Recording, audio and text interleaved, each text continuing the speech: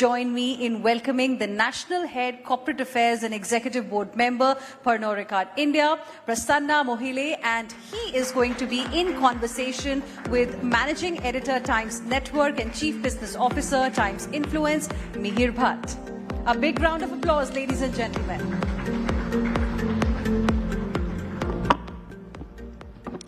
Thank you.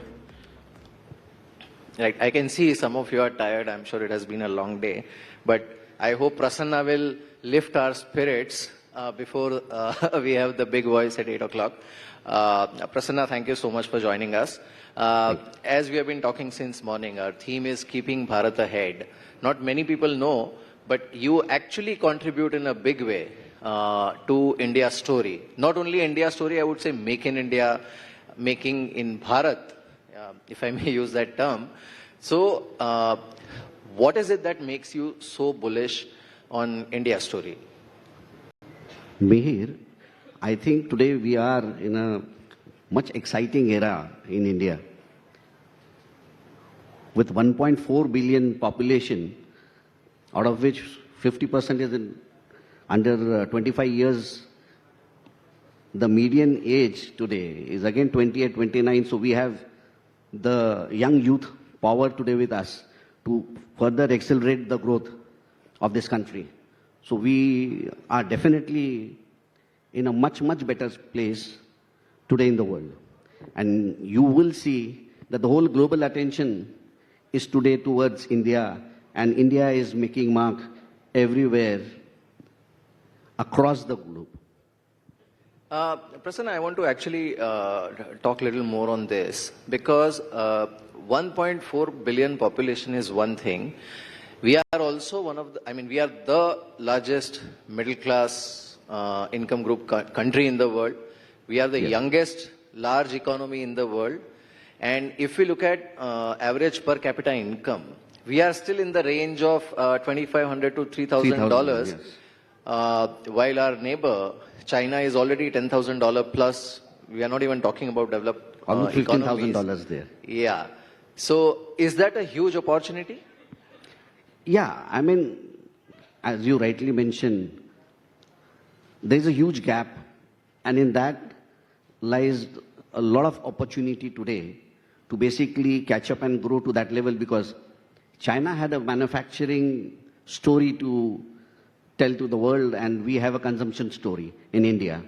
So India is all looking at furthering their growth, and the economy I see is growing very steadily, and so is Pernod Ricard with them.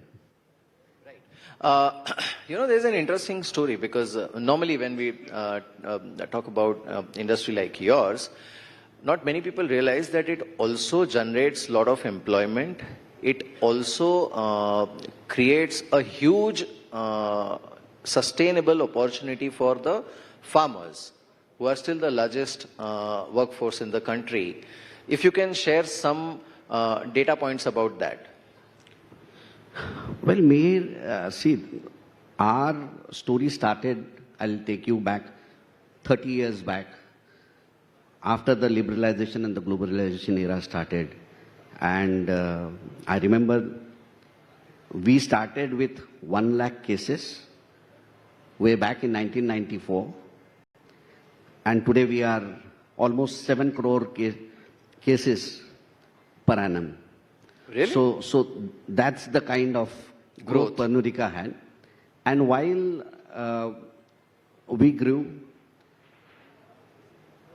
many people don't know basically that the kind of contribution this sector has in the rural economy, in the agriculture sector, is immense. Because my byproducts are all grains. So my major investment and thrust goes into the farmer sectors. You would see this entire industry, it generates almost 50 lakh jobs, out of which 9 lakhs are because of the existence of Pernod Ricard. We contribute to 9 lakh jobs, and out of that 9 lakh jobs, 6 lakhs are into the agriculture sector. So you will see the kind of, because until unless I always believe that to achieve that dream of Vikasit Bharat 2047, there has to be a rural and urban linkage there. Till we don't fuel the rural economy, we don't invest into this sector, the real dream of achieving the Vikasit Bharat will not happen. So, we believe in the 3T vision laid down by Honorable Prime Minister, talent, training and transformation. So, we believe in that philosophy and we are moving ahead. This company has been very, very sensitive towards the communities also around it. So there's a lot of sustainability that we basically undertake in our area of operations. Right. But I want to understand, when you say that, the employment generation figure is so huge, I'm sure it's also adding to the economy. And, one of the strongest pivotal points for Indian economy right now is Make in India. I think you are already, one is you are making in India, you are already making for the world. Is that the right direction? Yes, so basically innovation is at the heart of Pernod Ricard. We keep on innovating and you would see 97% of our products today are all made in India. Whereas in other sectors, if you see, they are somewhere around a range of 75 to 80%, but ours is 97% products are made in India. We basically blend it with our global touch with the local craftsmanship. So there is a clearly technological upgradation as well. And how are you helping the farm sector, or I would say agri sector, with newer technologies, sharing the know-how with them, because it is one of the essential raw materials for you and you are dependent on agri sector. So modernization of agri sector is very important for you as well. So how do you ensure that? So basically, we collaborate with them. The upskilling of farmers is very important. The usage of water, the way the cultivation of crop, how maximum yield can come per acreage. So that is the kind of training also we give to them so that they benefit more. Because maybe sometimes an organic seeds might give you a lesser acreage. So we ask them to get a genetically modified seeds so that we get little better yield per acreage so that they get a sustainable farming. Right. In terms of contribution to the exchequer also, I believe this sector adds a lot. Yeah, as I mentioned to you earlier, Mihir, that this sector almost contributes 3.5 lakh to 4 lakh crores to the government exchequer. That's a huge contribution which we do. For Pernod Ricard's direct tax contribution is almost 25,000 crores. And our contribution to the GDP through the value chain is almost 40,000 crores contribution is what we do. And our major thrust is that how best we can also fuel the rural economy by investing in these areas. Right. You mentioned about investment, so I want to actually understand that. So since you mentioned that, you went from 100,000 cases to more than 7 crore cases in 30 years, and that's a huge growth that you have witnessed. But you are also saying that this growth is going to not only sustain, it will actually further grow or it will explode. So what are your investment plans or what are your expansion plans? What are the regions that you are looking at? What are the geographies that you are looking at from exports point of view also? So basically, we have almost 24 to 25 manufacturing facilities pan-India. and we have almost 11,000 workforce working there in them. But mainly the investments which we are now seeing, because of the steady economy, as I said, in last 10 years we have seen, we are getting ready for the future. And that is why we are coming up with our first malt maturation plant, which will be first in Asia, in Nagpur. So that will be around 200 million euros plant, which we are coming up.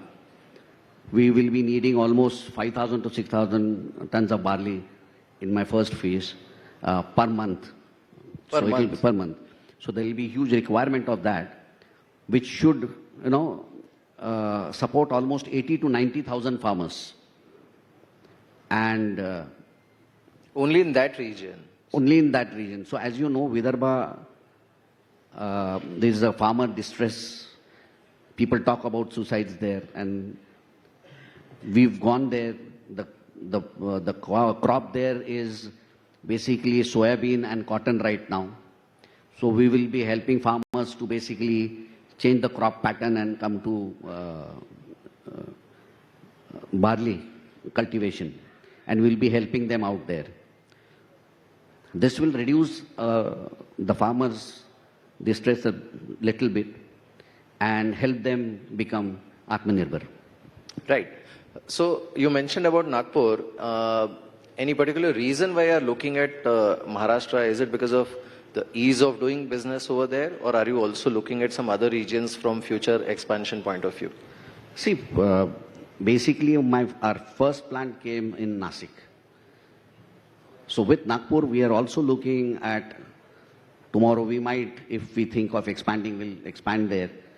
But see, while I expand my current facility in Nasik also, I'll be requiring almost 2 lakh tons of maize per annum, which will require almost 1 lakh acres of land.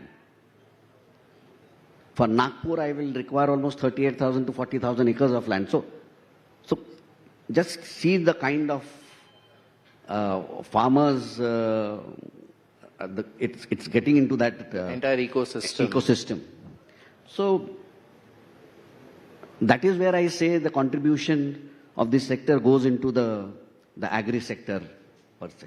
Right. It's a different kind of corporate social responsibility, I would say. But otherwise also, I'm sure there are a lot of efforts that you all must be doing for sustainability, because your business is directly dependent on sustainability and ensuring sustained climate. Yes, but before I answer to this, I missed telling you on the question you asked, why it is Maharashtra-centric more. Right. It is because of the progressive policies of the state. Not that the other states don't have, the other states are also competing, because now we see ease of doing business, which has been there since last 10 years. I hear ease of doing business, and the Niti Aayog monitors each state on various parameters. So there is very healthy competition amongst each state to compete there. And the way we saw this time, even in Davos, Maharashtra, they signed almost 16 lakh crores of MOUs, and the progressive governance under the leadership of Mr. Devendra Fadnavis. That has been the reason why we went to Nagpur also, honestly, because he was mainly instrumental, because he's been sensitive towards farmers, and we have had discussion. We looked at different areas in Rajasthan, UP and other places also. But because of the way Maharashtra government followed it up, we got all the approvals in record time. That is the reason why we are there. Yeah. Right. But before we proceed, do you think it's high time that this sector and this industry formally receives the industry status? Because that will change a lot of things for the sector as a whole. Yes, yeah. I mean, after contributing so much to the government exchequer and this industry has never got the kind of industry status that it deserves to. Right? So my request to the government would be to get us into the mainstream sector so that there will be more investment coming into this sector, more employment can be generated. There can be, as I told you, this sector contributes a lot into the rural economy also. So yeah, I feel that it's high time that this sector gets the deserved industry status and comes into the mainstream.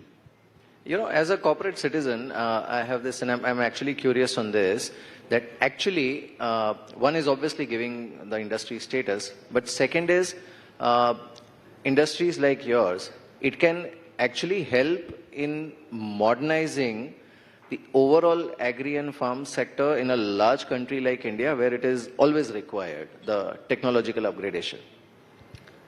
Yes, and that is what I told you, that we, as a company, we are very sensitive toward this task, and we do help us upgrade the farmers through the latest technology, whether it is AI, etc. Because we also want them to grow with us, and that is how we've been investing in these regions for that, and helping them to upgrade their skill sets.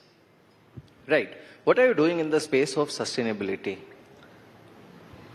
See, other than the upskilling of farmers, we have also been associated with the Maricom Foundation, wherein we basically help the girls, young girls, and the underprivileged ones especially, who are talented but can't come up.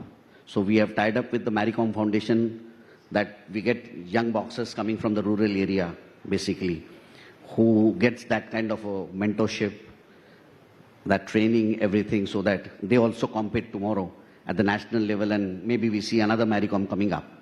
We also have a Raftar project where we are also supporting the athletes coming again from the rural sector and the underprivileged people who are not able to get that kind of a training, skills, mentorship. So we are helping them out on that. We are there for basically water neutrality. That's one of the major projects which we have. Digital education. We've spread wherever there are no classrooms in the rural areas. We are supporting them through the digital education projects. So yeah, if you see, Pernod Ricard has been very, very sensitive towards all these projects, and these are not just our sustainability goals, but we believe in them. And we've also given away our permanent mono cartons, because of which today almost 7,500 tons of carbon emission is reduced per annum, which helps in conserving 250,000 trees. And we aim to take it to 30,000 by 2030 per annum. So that's the kind of sustainability initiatives which Pernod Ricard basically takes. Right. One last question, Prasanna. Coming back to our theme, keeping Bharat ahead. You know, it's a very broad and inclusive theme, and we very consciously decided on this theme, because the moment you say India, you are still somewhere talking about urban, metro, tier 1, tier 2, probably tier 3 cities. The moment you say Bharat, you're talking about the entire country. The entire country.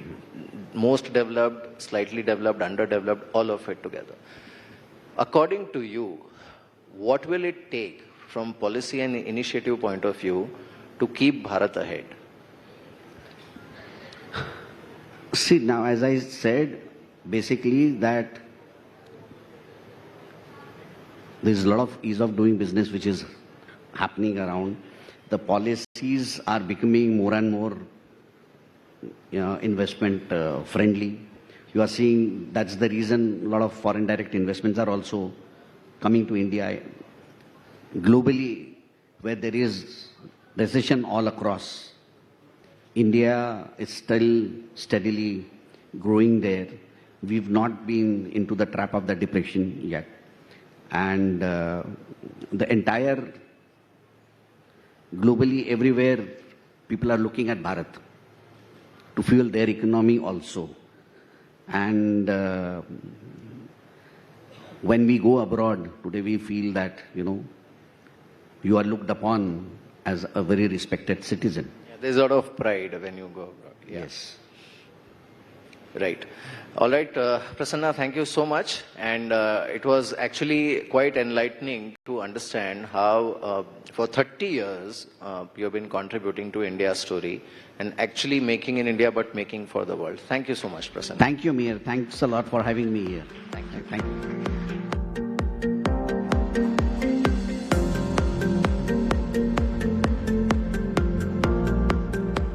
Thank you, Mr. Mohile and Mihir. Mihir, may we please request you to present Mr. Mohile with a token of our appreciation graciously offered by our luxury partner, Da Milano.